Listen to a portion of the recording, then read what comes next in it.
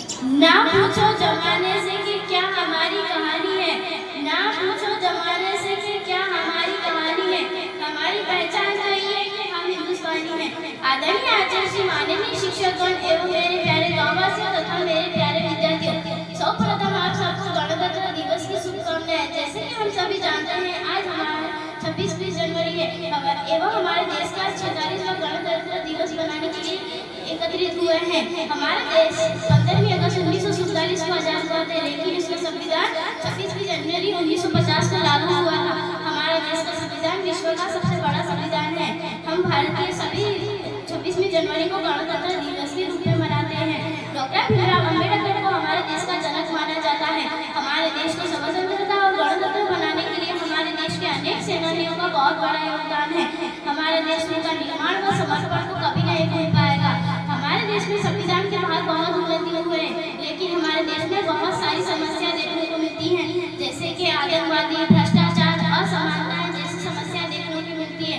तो आओ इस नए अवसर पर शुभ अवसर पे हम प्रतिज्ञा करते हैं कि इस सब समस्या को सुलझाएंगे और हमारे देश को विश्व का सबसे बड़ा देश बनाएंगे।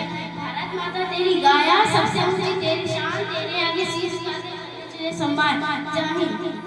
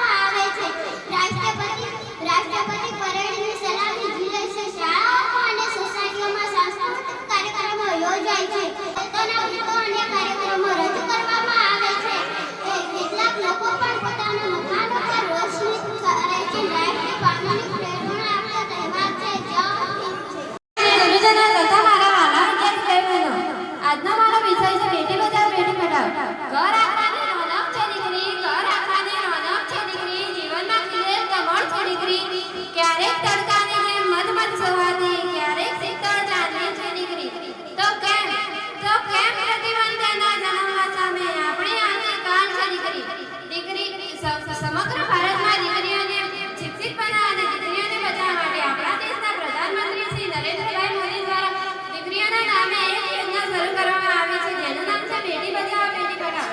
આ યોજનાની શરૂઆત 22 જાન્યુઆરી 2015ના દિવસે હરિયાણાના પાણીપત શહેરમાં કરવામાં આવી। આ યોજનાની શરૂઆત હરિયાણામાં કરવાનું પણ એક કારણ છે કે આ રાજ્યમાં 1000 પુરુષોએ સ્ત્રીનું પ્રમાણ માત્ર 795 જેટલું છે, જે ખૂબ ચિંતાજનક છે। ત્યારબાદ આ યોજનાને ભારત દેશના 100 જેટલા જિલ્લાઓમાં લાગુ કરવામાં આવી। ભારતની દીકરીઓને વેદનાએ વાચા આપવા અને દીકરીઓને ભણાવવા માટેના આ કાર્યક્રમને ઘણા લોકોએ વખાણ્યો।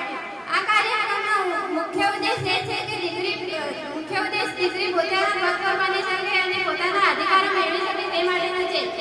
આ યોજનાથી સમગ્ર દેશની દીકરીઓએ પોતાની માટેની સેવાઓ અંગે જાણકારી મેળવી શકે અને આ જાણકારીથી તેમની કાર્યક્ષમતા વધશે।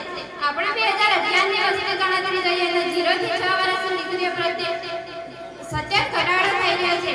દરેક સમાજ દીકરીઓ પ્રત્યે તિરસ્કારની ભાવના દર્શાવી